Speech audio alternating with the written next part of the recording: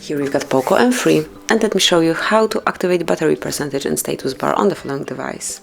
So first of all, you need to open the settings, then find and select display, and go to control center and notification shade. Then go a bit lower and click on battery indicator. And here you can decide if you would like to have your battery percentage presented in the battery icon or right next to it. This is how it looks like. Obviously you can pick the option without battery percentage, but I will go with this one as it's very comfy for my eyes, so I will leave it this way. And this is it. This is how you can customize it.